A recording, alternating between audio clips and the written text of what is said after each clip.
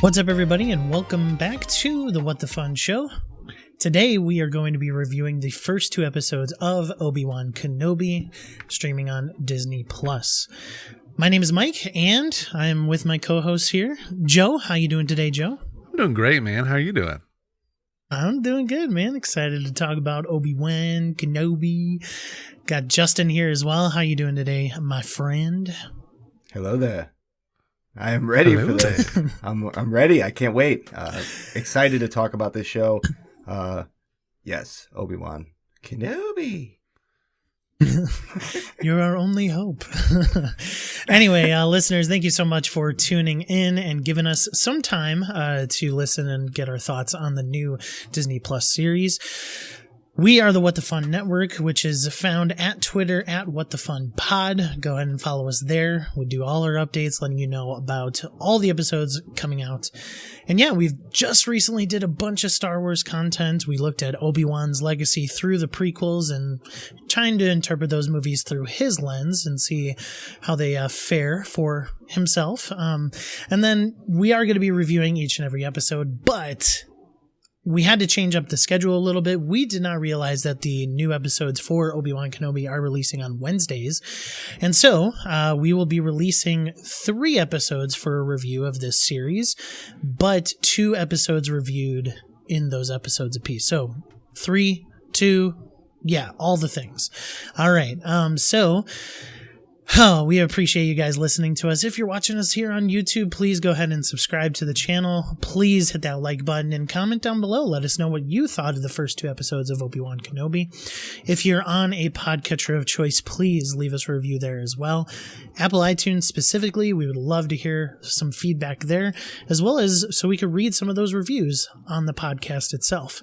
If you're using Spotify mobile, you could certainly leave a star rating there. 5 stars for the best, 1 star if you just don't like us. But I hope you guys like us. Thank you so much for taking the time to rate us. All right. You could follow Justin at rubberduck_2500 at Twitter, and then Joe at joeborder21 on Twitter as well for our hot takes. All right.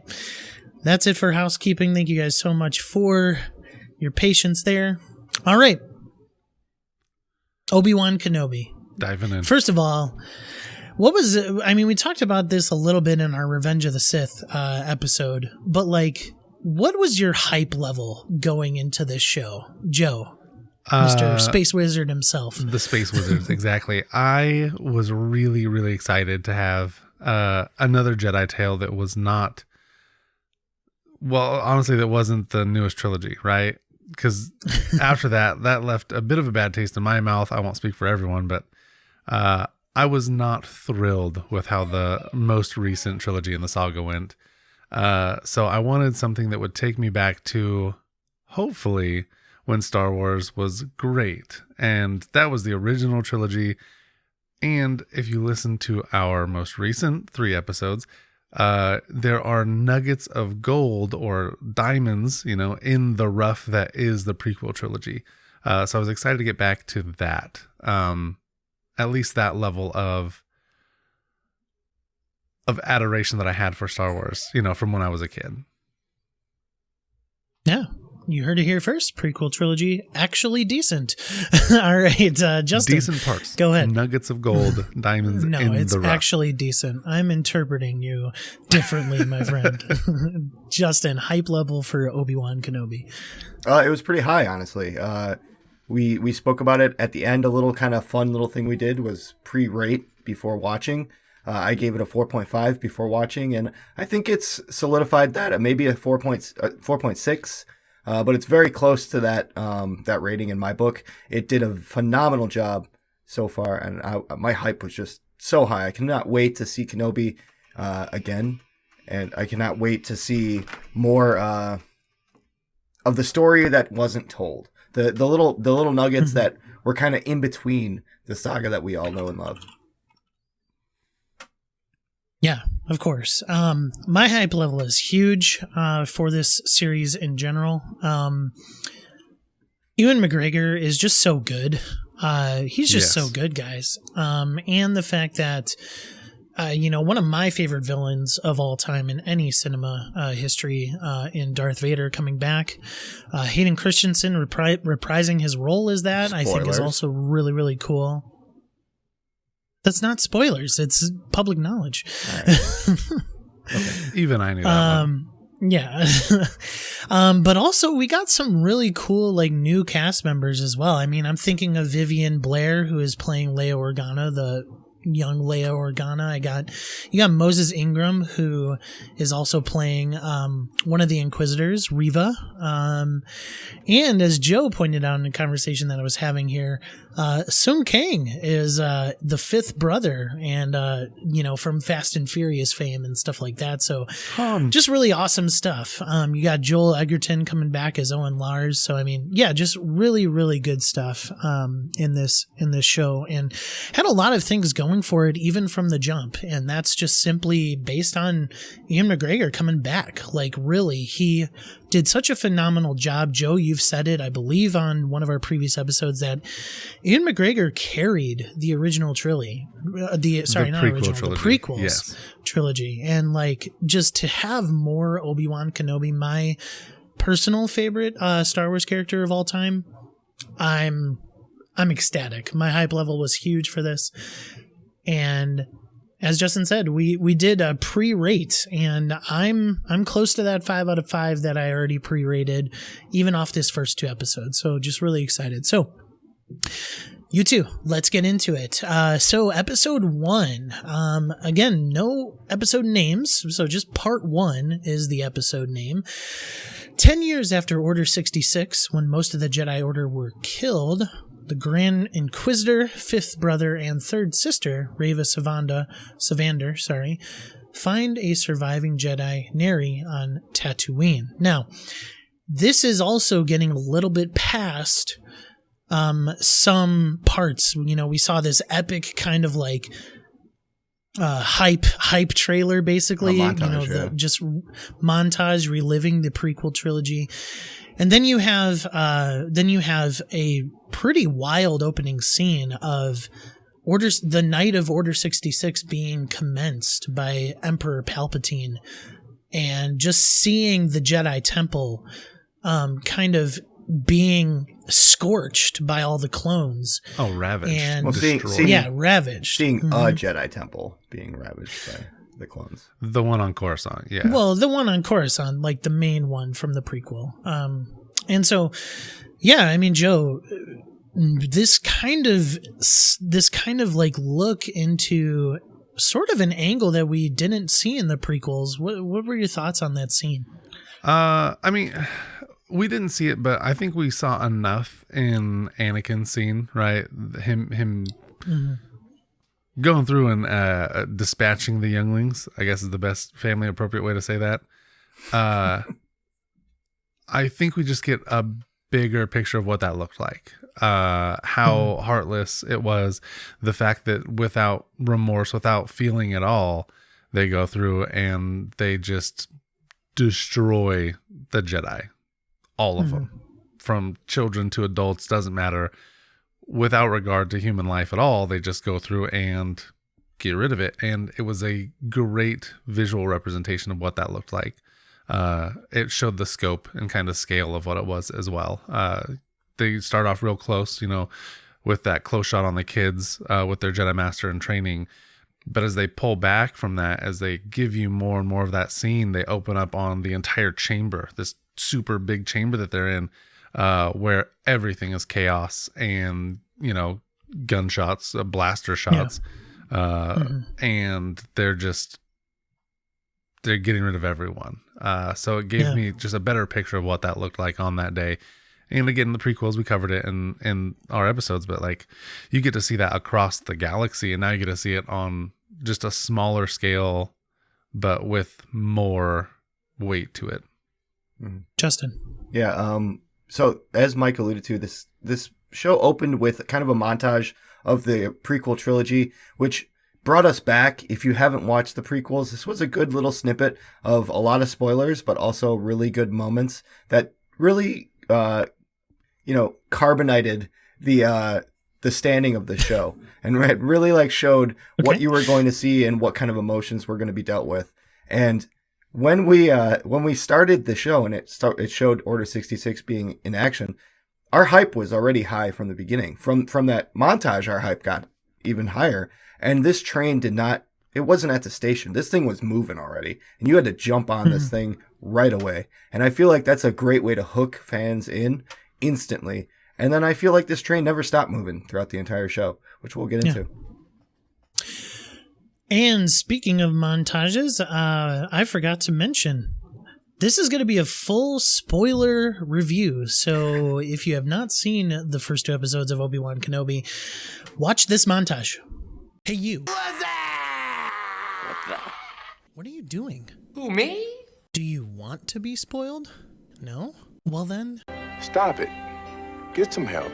so you don't feel like this guy.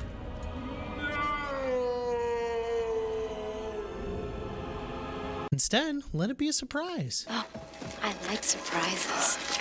So go watch the thing before you move on in the podcast, okay? Alrighty then. That was your spoiler warning. Please, if you have not seen the episodes, go and watch them. Okay, so they're, the Inquisitor people, they're on Tatooine, and they find this Jedi Neri in a basically coffee shop, right? Bar. Bar, yeah. Coffee shop, bar, same thing, Yeah. And In an establishment. And there was blue milk there. Come on now. So this Jedi, it just because of his ways, he cannot allow the bar owner to die. So he uses the Force to stop a knife that the third sister Reva threw at the bartender, and then there's just this like huge chase scene, and then here it kind of establishes the sort of hot-headedness of Reva Savander, the third sister in the Inquisitor brigade. I'm going to use that word. So, new character Reva. Justin, what do you think of her? I like her. I like the concept of her dealing with her own drive and her own ambitions, and trying to fit in to these Inquisitors. And I think this disbalance with her kind of like impulsiveness, which is a big word that they use against her, is very good. I think that it shows that she is very impulsive. She is not ready to really like do what they're supposed to be doing. She wants to do her own thing and make a name for herself. And I think that character develops really well throughout the show so far. I think she's a good actress and she's doing a great job. Did you Joe, guys... you're not gonna like me for this, but she reminds me of Anakin. No, that's Just straight up. Like she No. reminds me of the journey that Anakin took to get to Darth Vader, just kind of like this very confident, just wanting to get the job done, type of Sith. And I think she does it brilliantly. Just as I think Hayden Christensen did. I think she did a wonderful job. I think she gets the point across where he did not. And if you guys listen to other ones, you'll know I despise Hayden Christensen's performance as Anakin Skywalker in both Attack of the Clones and Revenge of the Sith. I despise it. I abhor it. It is so okay. We're talking about Kenobi then. Yeah, but so you know what Reva did is she did a good job of what that should have looked like. The way they should have done it in those movies, she does brilliantly. She actually toes the line of not being too much while also being, impulsive and needy and wanting to succeed and be recognized and have that drive and ambition. Also, do you guys think it's the same girl from the intro? The Jedi That's a Temple that rumor. runs away? That's a rumor central right now. That's the rumor. Yeah. Mm-hmm. You've got Fifth Brother pretty much playing the role of Kenobi for her throughout this episode, and he does it in a different way. He kind of he uses the Force to push her away from a guy. He uses his physical force to push her up against a wall. He's much more aggressive, but he still gets the message across that you're being impulsive. You're doing these same things that Anakin did, and I do agree, Mike, that there are similarities there. And then the Grand Inquisitor is kind of like the overseer above that, which she needs to listen to. For sure. Mm-hmm. Yeah, and then the Grand Inquisitor, expresses his disapproval for Reva's recklessness and obsession with finding Obi-Wan, who, they don't know that Obi-Wan Kenobi is on this world. They don't know that he's there. And one of the things that I really enjoy about how they introduced the Inquisitor Brigade, I'm calling them that, I don't care what you say, is they're very intimidating. And I really do approve of them like building this Sith armada that is extremely intimidating. People fear them. And even the Jedis fear them. Yeah. And obviously Obi-Wan has a higher purpose for being in hiding, being on Tatooine. But I mean, this Neri guy, like, he's seeking out Obi-Wan as well. And he eventually does. And Obi-Wan says, hey, go bury that lightsaber in the sand. Just forsake the Jedi way, because he lost. They lost, Yeah. So up until this point, up until this point where Obi-Wan meets Neri, this show was a 5.0 for me. This was the point where it brought it a little down, and that's all due to the cinematography.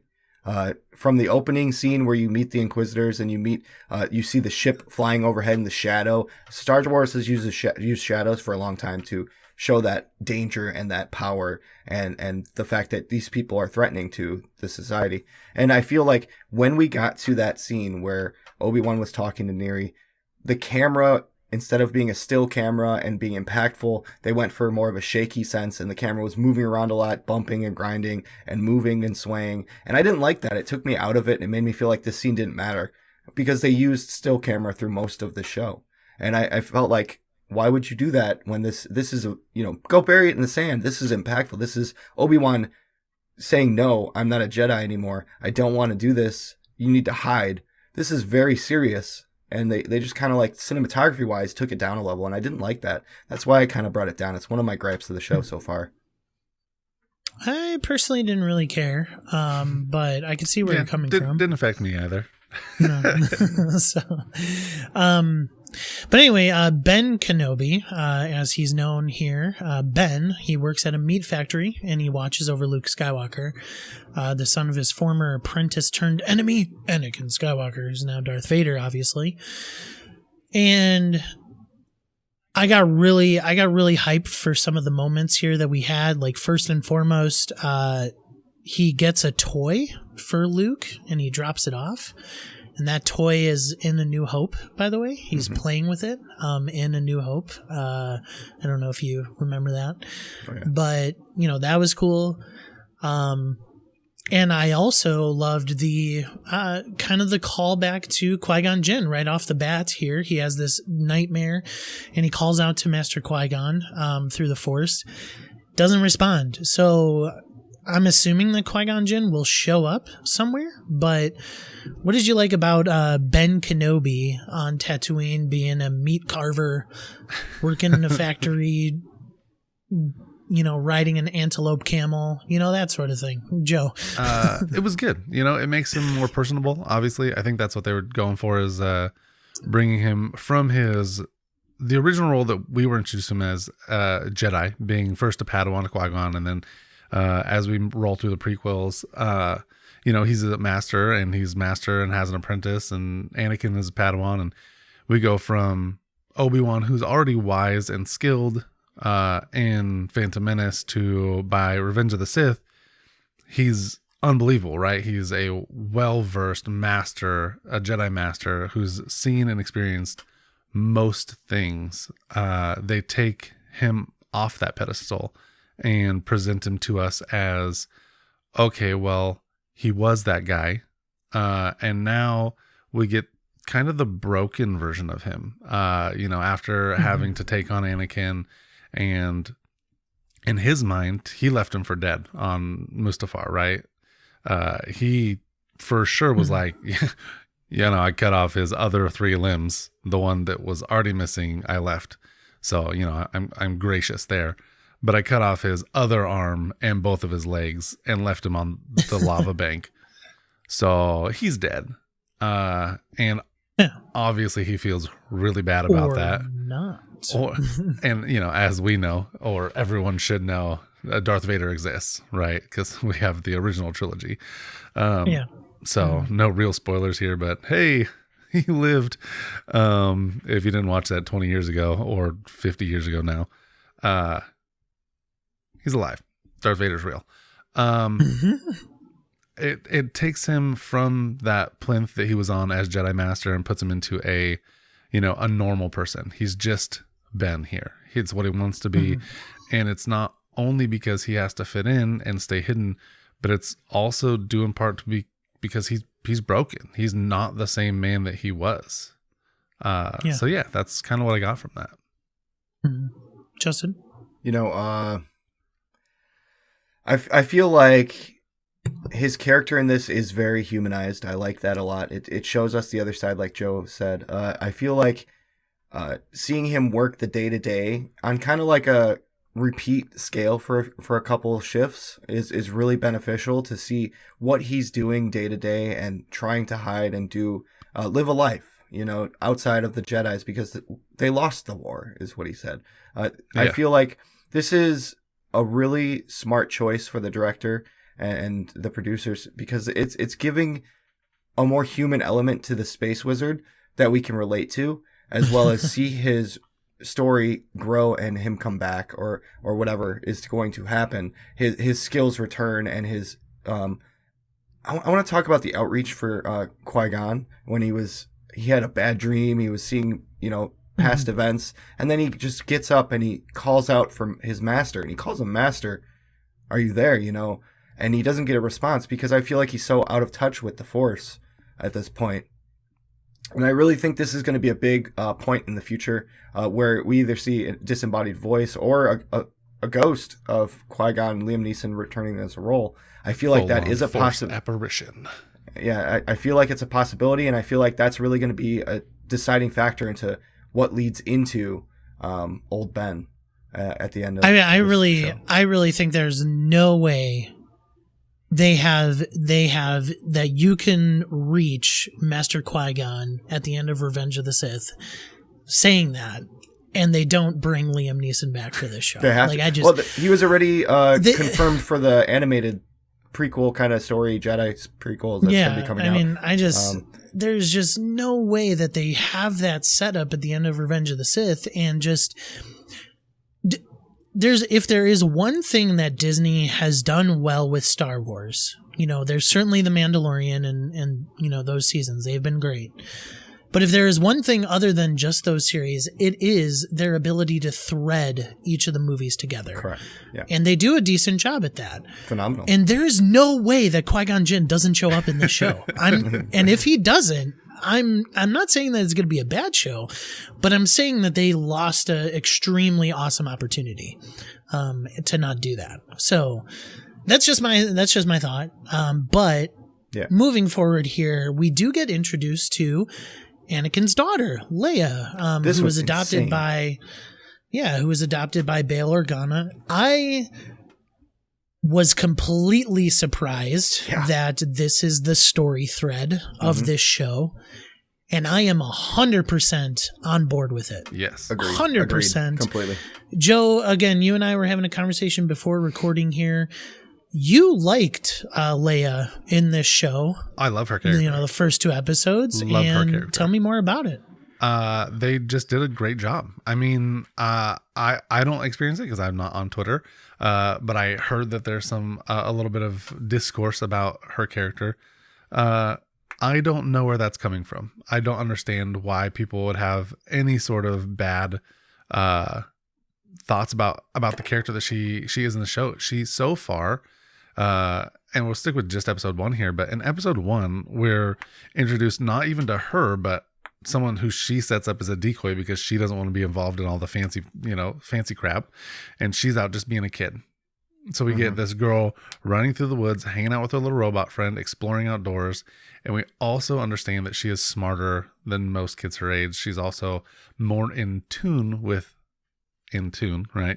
With people's feelings and emotions and how things are going, just naturally. For those of you who understand that, she is in tune to the Force, and therefore she is in tune to other people's feelings and stuff.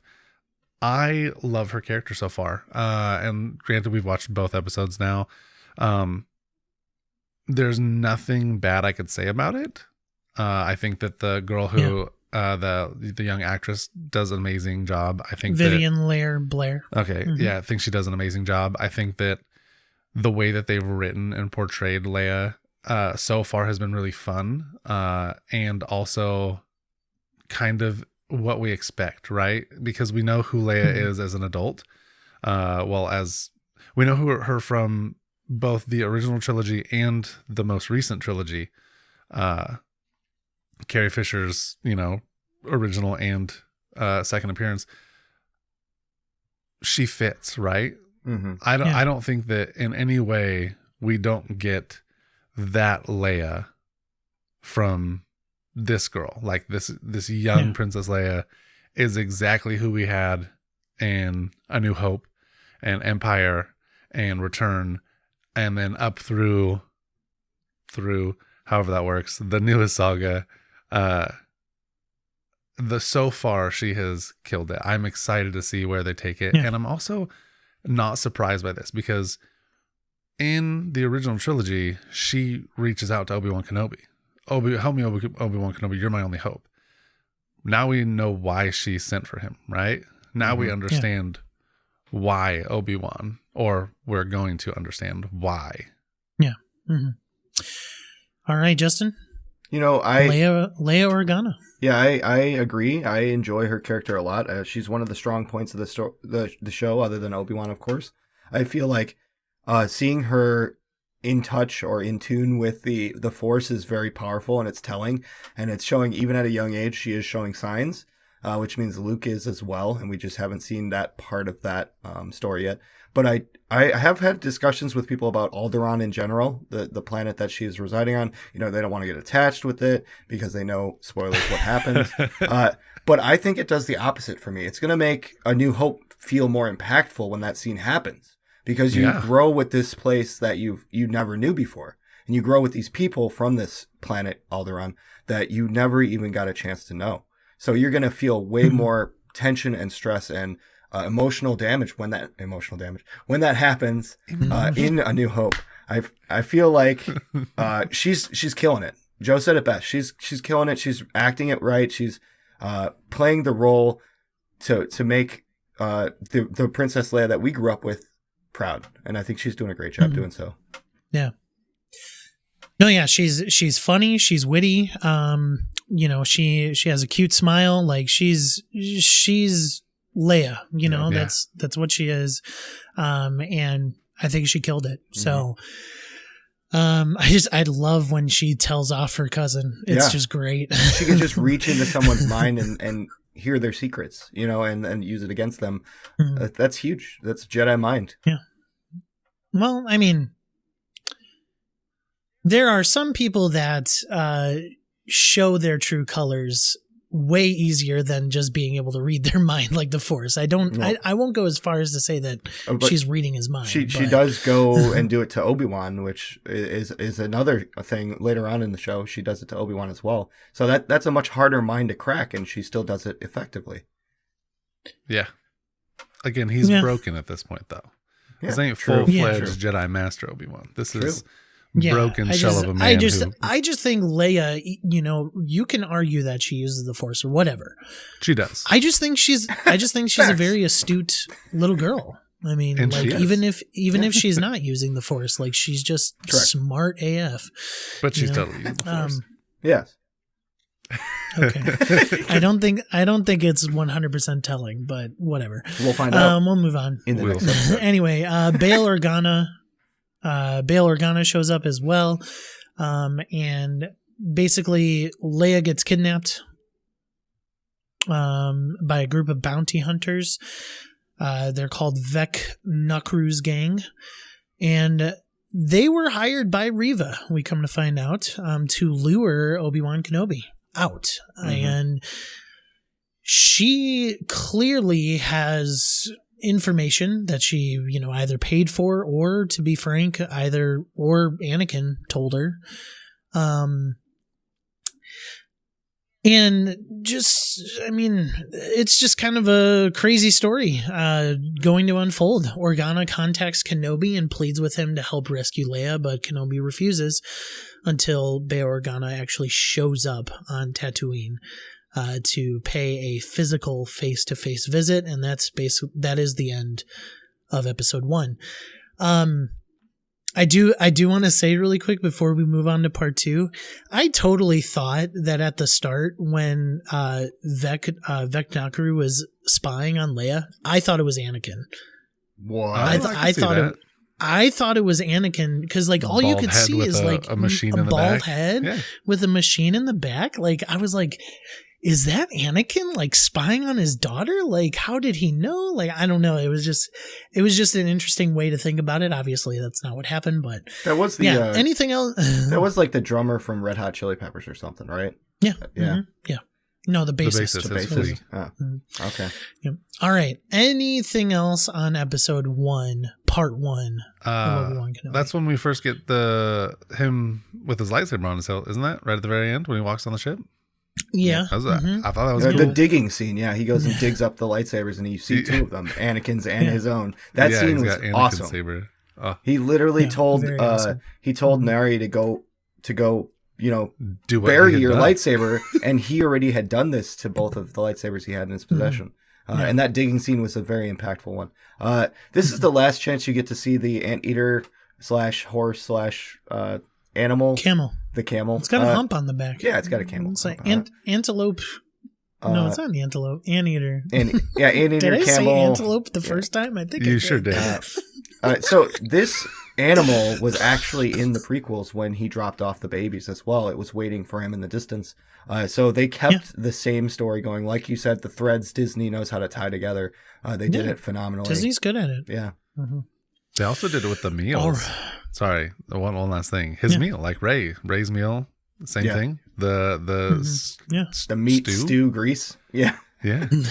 And the scene of her sitting out and eating, him sitting out and eating, the way they tie them all together is just really, really well done. Yeah, they do it. There's definitely people writing this that are just so good at paying attention to the details. And I think they care about, I hope it's because they care about the story, right? As much as all of us do. I think they do. I hope they care about this story. J.J. Abrams clearly didn't.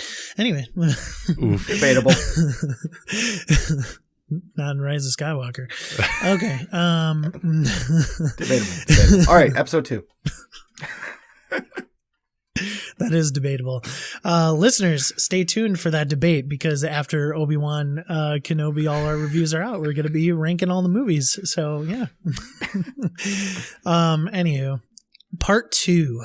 After tracking the kidnappers to the planet Dayu, Kenobi encounters conman Haja Estri, who pretends to be a Jedi. So now, good. Haja Estri is played by none other than Kamal Nanjiani. Yep.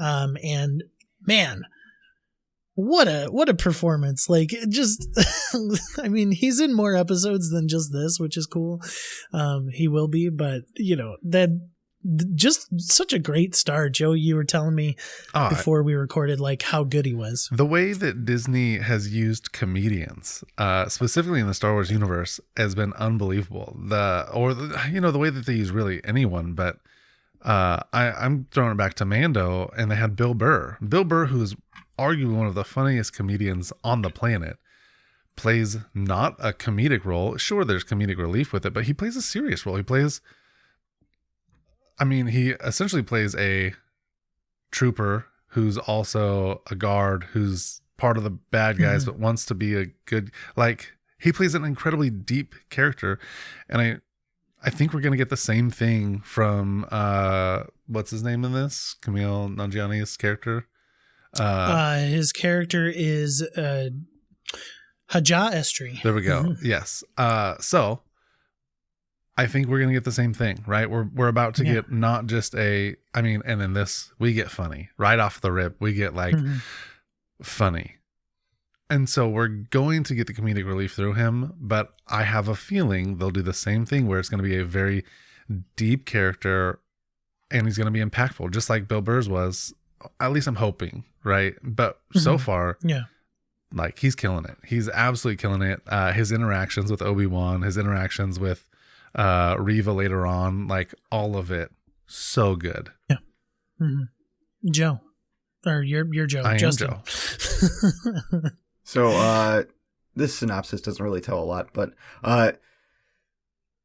there is a little cameo in here that brought me from a 4.5 to a 4.6, and I want to make note of it. I'm sure you noticed it, and Mike, we've stated that I was probably jumping up and down when it happened. We had Jon Favreau recast as a clone trooper bum or a beggar on the Not street. Jon Favreau. Yeah, or not Jon Favreau. That's not the name. Oh my goodness, who are you? Tamara Morrison. That's it. Tamara. I'm butchering it. Boba Fett, the guy who plays Boba Fett. Just say Boba Fett. Boba Fett Sr. Reprising his role as a beggar on the streets as a clone. And he's all like burly, and he's got long hair, and he looks great. And just to attention to detail to have that clone trooper there, as if the Empire just threw them out, which is canon in the Clone Wars. That they replaced them with humans and other options that are cheaper. So you see out with the old, in with the new, and you just see the Boba Fett Sr. sitting there asking for money out of a job after what he just did and killed many Jedi. He's just a regular clone, though, not Boba Fett. Rumor is it was one of the Anakin's clone troop. What is it? 5? What's the blue guy? Was it Cody? It's a rumor, I don't remember the name, but it's one of his select few clone. Maybe it was Cody or something like that. I'm not sure, from the Clone Wars. That'd be awesome. But yeah, he had blue on him. So. I mean, this again. I've talked to you guys about this before.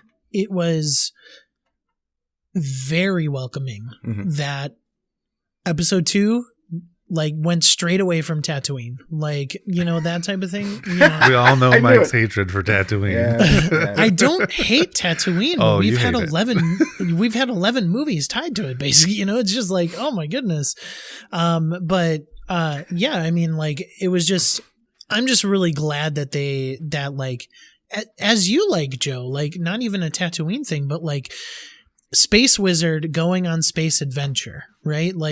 It's not just him tied to this planet watching on Luke Skywalker and protecting Luke. That's what I was in store for. That's what I was thinking this was going to be.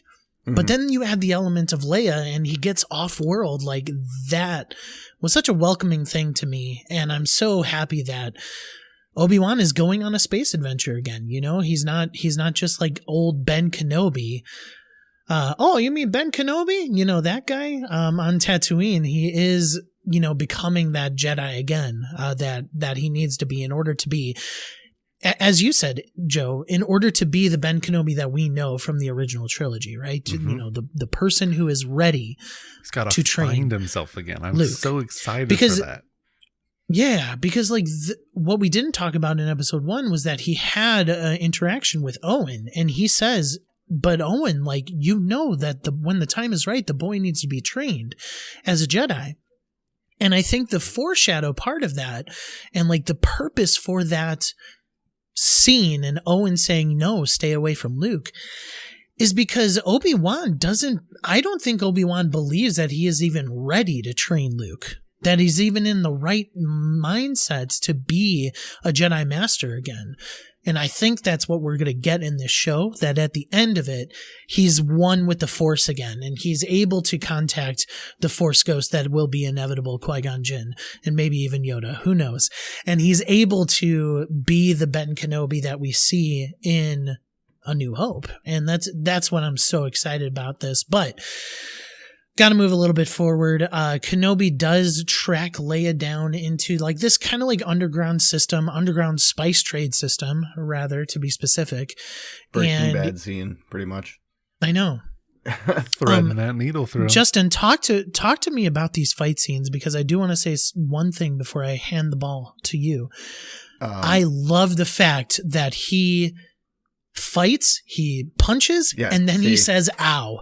Like, that's awesome. Just a little touches. Go ahead, Justin. Yeah, I feel like this was one of the smartest things they could have done at the beginning of the show, at least. Knowing that Jedis are on the run and Jedis need to be hidden, gunfire and brawls and fisticuffs are not going to make a big a scene in especially in these overpopulated areas. If the Inquisitors hear, hey, someone got shot over there, that's normal news. But if someone got, beat down with a lightsaber and cut in half or stabbed and somehow survived or didn't, I feel like that would make, they would run to it. They would run straight to that crime. So I feel like seeing Obi-Wan fight like a man, fisticuff, and then feeling the pain of it as well with the ow. I think this was great. You get to see Obi-Wan fight, especially with a blaster, so uncivilized. I feel like this is something that we didn't get to see, and it's warranted at this point because he's trying to keep that hidden that he is a Jedi. And I feel like seeing that for the first time and seeing kind of how bad he is at it, he's not very good at that kind of fight style, is good because he's not used to that fight style, especially after 10 years. Where he's not used to any fight style. But I think that it was great. I think it was great to see that side of Obi-Wan, another face of him we never saw before. Yeah, that was such a good line after he defeats Grievous. Sorry, I heard your call back to Revenge of the Sith. Go ahead. I'm just kidding. It's another humanizing moment, right, where we get the opportunity for growth, inevitable growth in his fighting, in who he is, in his reconnect with the Force. Like, this is all just really hammering that point in that there will be growth, and I'm here for it. Yeah, it's awesome, man. It is awesome. So the Grand Inquisitor ends up learning of Reva's plans. Reva was the one who obviously set up this kidnapping to bring him here to lure Kenobi out. Grand Inquisitor learns of that. He rebukes Reva and says, hey, you are no longer an Inquisitor. That's what he says. Mm-hmm. And Reva then disobeys. She doesn't stand down, and she actually creates a bounty for all the bounty hunters on the planet Dayu that Obi-Wan Kenobi is here, and I'm going to pay you handsomely for his head, basically. You know what I would have loved to see here? Go ahead. I would have loved...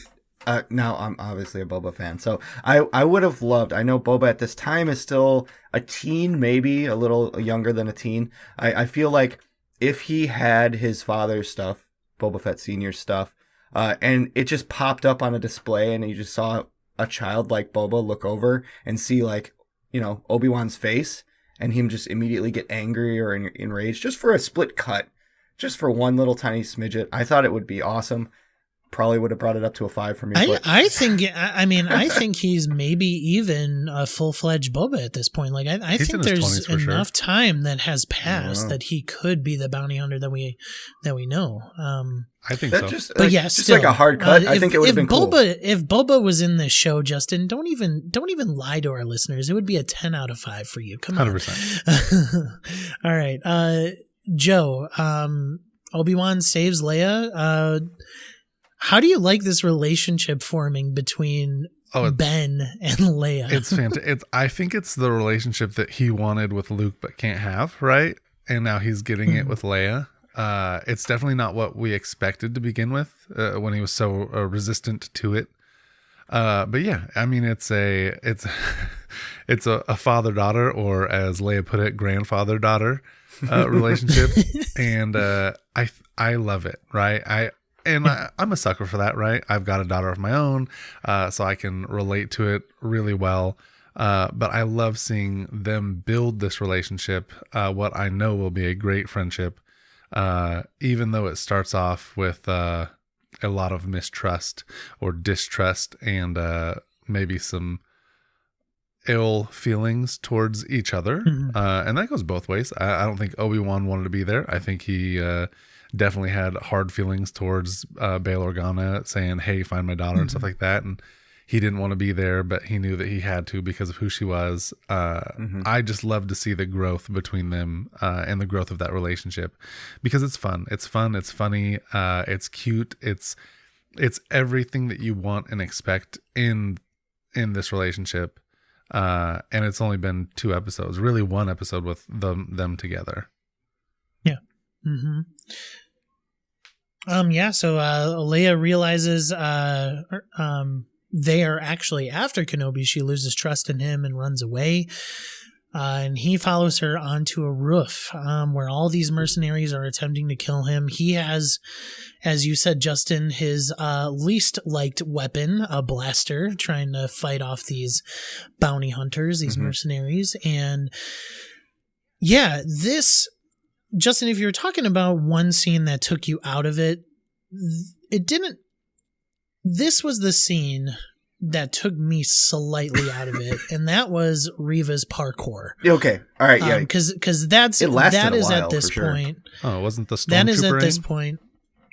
No, not even that. I mean, like, come on, like if Kenobi was one with the Force, like he was, he would have shot them. He would have shot them in one instance. Like, he would have moved that bullet himself. He would have wanted that, and curved his lasers, that type of thing. But man, like, I love, what's her name? Moses, let's see here.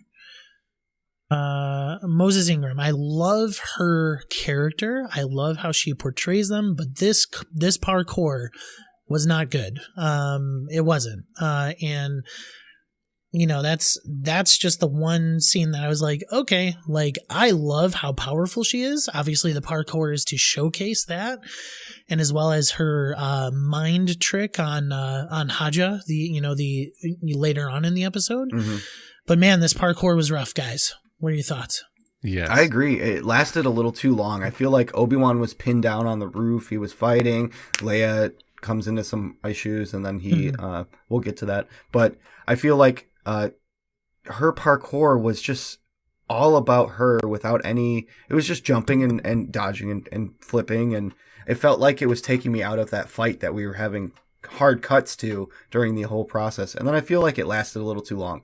It seemed like she was jumping across the entire city to get to him, when in the last cut we saw they were pretty close. She saw gunfire. Yeah. So I don't feel like it should have taken that long. Before Joe jumps in, I love parkour, by the way. I watch it on YouTube all the time. It's super fun to watch.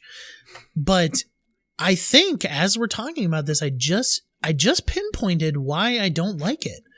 Parkour is not cool in slow motion. It's not really, like, and that's what happened here, is that each time they cut to her, it was slow motion. Even that force where she pushes down the bridge thing, slow motion. Like, I just didn't think it worked. Okay. And I think that's what I'm pinpointing it to. Joe, like, thoughts on that? I pinpoint it to the, like, noticeably using cables. Right. I mean, they should have just body doubled at that point. Find someone who can actually do parkour. Set up the scene, let them run through it. Let them run through it in a unique way. Because honestly, all she did was, like, I mean, no offense, but like really basic things. Things that I could have done, a decade ago when I was her age. Thanks for that caveat. Yeah, 100 pounds ago is what I'm trying to say. But like, it was nothing that impressed me. Yeah. It was more just like, completely pulled me out. And like, it's like, okay, so she's got cables attached. She jumped. She spun around a thing. She, silverbacked over a little wall. Like, all right, I guess. But it didn't have any sort of gravitas to it. It was like, okay. It was very much just okay. And I guess it was really supposed to, like, instill in us that nothing is going to get in the way of her and Kenobi. I feel like that's the rush they wanted to give us, but I think it was just executed poorly. Yes. So. Very. All right. So moving on, Leia continues not to trust Kenobi. She's obviously a 10-year-old girl in a firefight right now. Like, why would you trust Kenobi? But she jumps off, and she jumps off the roof, and she does not make it to the other roof. And so she's falling, kind of like that Gwen Stacy scene in Amazing Spider-Man. I was going like 2. load the jump program from The Matrix, but well, yeah, that too, potentially. Yeah. And then Both Kenobi tries to save her with the Force, and he's struggling. He's clearly struggling. And it's funny that he's struggling with this, especially 10 minutes after Leia being like, hey, you don't know the Force. You're not a Jedi, you know? And then you have this pivotal moment where he has to save Leia, and he does. He finds the Force enough to stop her from hitting the floor. Yeah, plummeting to her death. Yeah. Now, obviously, you know, that didn't break her back like it did with Gwen, you know, break her neck or anything like that. But still, he stopped her. And so I thought it was odd that he got down to her so quickly with everybody still firing at him on the rooth. That was a bit weird, right? Yeah. Yeah, there was a That was a firefighter little weird pole or cut. something. He got down there real quick. He did it in full speed, unlike what Third Sister did in slow motion. Or maybe he used force speed. He brought force speed back just to get down off the roof. There we go. Yeah, good maybe. usage. Yeah. But anyway, so the Grand Inquisitor has shut down all means of transportation off the planet Dayu, and Haja comes back and he helps Obi-Wan. So sorry to set the context here. Haja was also given, he's a mercenary in a sense, and he was also given the, the thing that Obi-Wan is the bounty on the loose, and there's a bounty. So Haja is going around. He eventually sees all of this, and he sees that Obi-Wan is an actual Force user. It's implied that he sees him save Leia. Yep. Mm-hmm. And Haja walks up to Obi-Wan and says, hey, here's this cargo. Here's a key to the cargo ship that I was going to, yada, yada, send people away on because I stole their credits, and he likes credits, and who doesn't like credits because he likes to buy things. This is that comedy aspect that you like, Joe, Disney bringing it in. And so they get a key to do that. Now, Reva comes around, and man, this scene was cool. Justin, take us into it. Jeez. This was almost like a horror movie, like stalking Kenobi around a cargo yard, pretty much. You've got. Well, yeah. Mm-hmm. So you've. I was talking about her Force thing on. Why don't you talk about the Force thing, Kylo Ren's him, and then talk about how she gets to the cargo? Why don't you do that? So the Force thing, I'm missing. That. She reads his mind. Oh yeah. Oh, on the guy, on the con man. Yes. So Haja, yeah. Yeah. So she literally asks him where is he at? Where's Kenobi at? And he won't answer. And so he does the same thing that Kylo Ren did, but this time the person is wearing a shirt. And I feel like reading his mind by forcefully intruding into his thoughts. This is the Force at its finest, something that Leia might be able to do in the future, but did as a child, but Mike doesn't want to agree on. This is something that totally did. Get answers out of someone, even if they're resisting you. And she finds out, he's at the cargo ship. He's going to find a way out of this, off this planet. And so now take us into the horror scene, because this was epic. Yeah. So, Obi-Wan and Leia get there and literally see the ship, and Leia just bolts for it because she sees Third Sister's coming. Third Sister pursues Obi-Wan across this cargo yard with giant box crates, and Obi-Wan's kind of like chilling, scared behind crates, trying to avoid Third Sister from taking that ship out because Leia's getting on it. Leia's smart enough to start it up and get it going, but waiting for Obi-Wan. And now this conversation unfolds that is one of the most emotional things for Obi-Wan that he could ever hear at this point. He's you're gonna lose this fight. You've lost in the past, and the biggest point is Anakin's still alive. He's still alive, and at this point, Obi-Wan didn't know that. This is huge. This is I will be honest, I almost broke tears here. Yeah. The way Ewan McGregor portrays his shock was the cinematography of panning towards him was so well done. to see that emotion. It's really going to tie in. It's going to tie Vader into this show towards the end for sure. I feel like there's so much passion still and hope that there is good in Anakin somewhere deep inside him. And the fact that he's still alive and he didn't kill him is a huge weight off his shoulders, but also a new weight on his shoulders of thinking, you know, this thing that I was supposed to take care of is not taken care of. And I've been hiding out for 10 years. And Obi-Wan knows how powerful he is. Yeah, like fear, Obi-Wan knows what type of force Darth Vader is. Joe, they have this conversation. He finds out that Darth Vader is still alive. The Grand Inquisitor shows up and tummy poke. One of your favorite things in all of Star Wars lore. Yeah.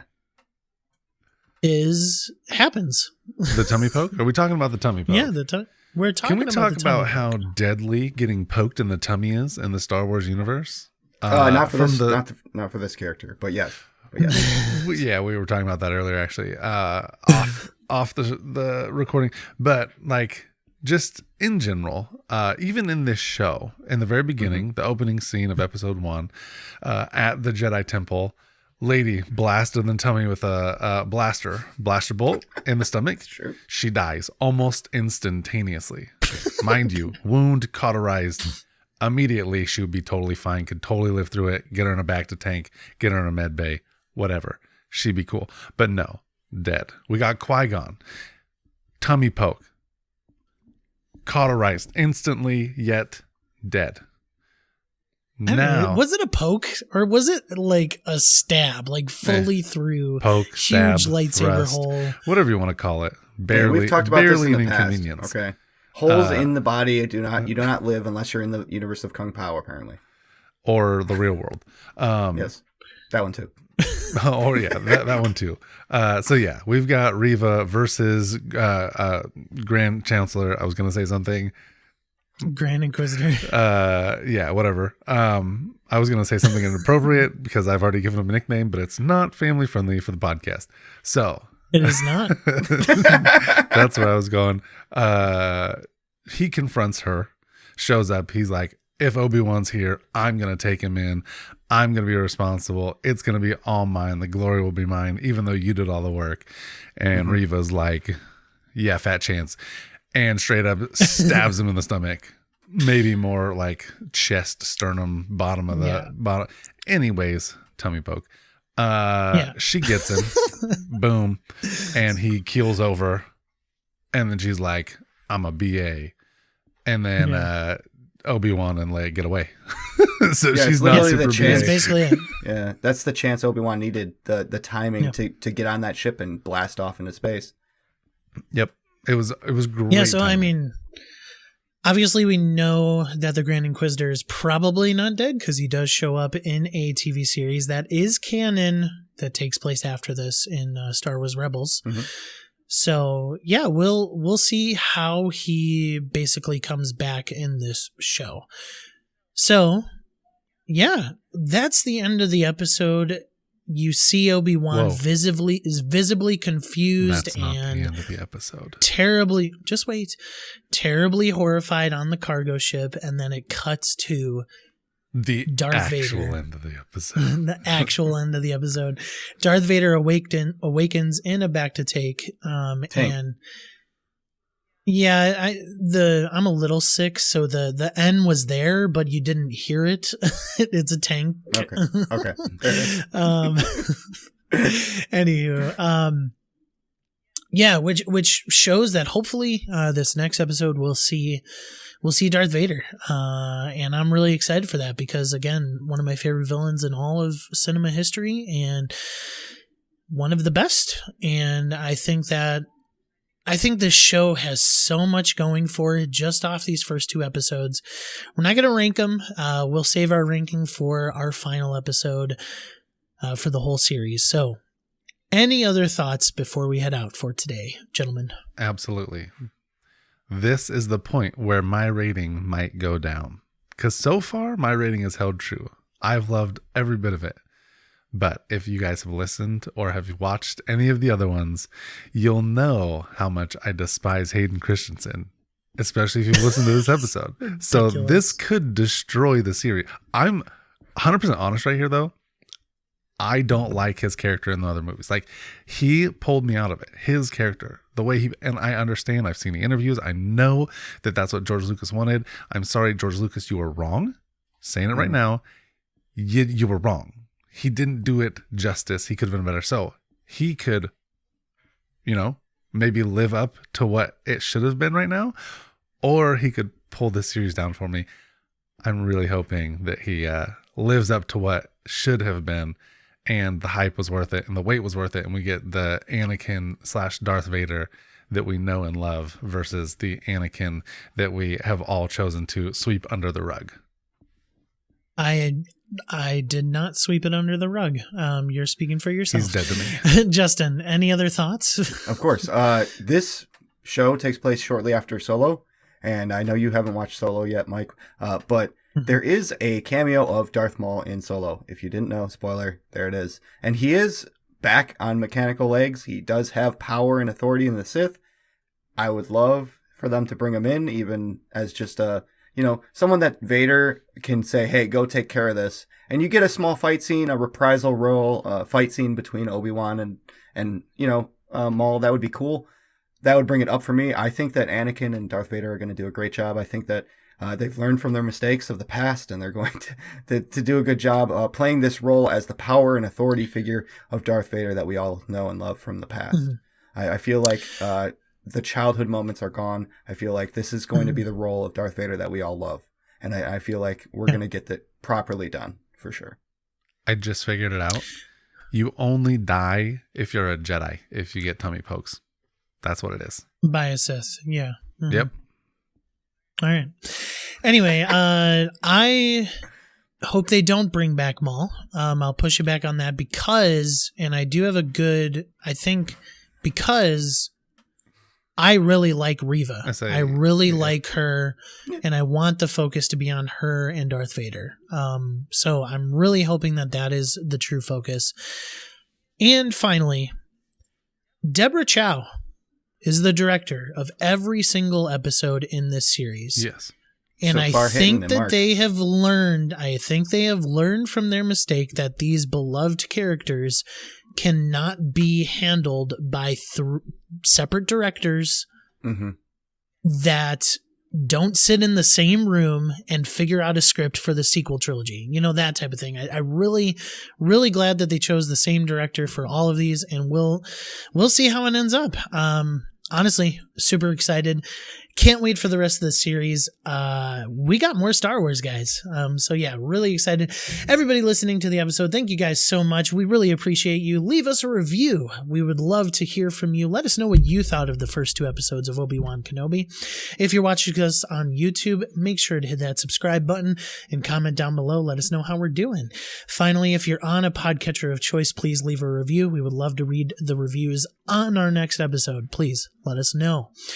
And you could follow us at What the Fun Pod on Twitter and Facebook. You could also follow me at Stay at Home Gamer, where the O in home is a 0, Justin at rubberduck_2500, and Joe at JoeBorder21, all on Twitter. Let us know how we're doing. Just if you want to connect with us, we would love to connect with you guys and give back to everybody listening to all of our episodes. So much more stuff in store for our content, Star Wars related. We also have Ready Player One coming up here in the next couple of weeks, so stay tuned for all of that, as well as Test Your Might weekly on every Tuesday. My name is Mike. For Justin and for Joe, this has been our review of Obi-Wan Episode 1 and 2, and we will check with you later. Bye. Bye. Bye.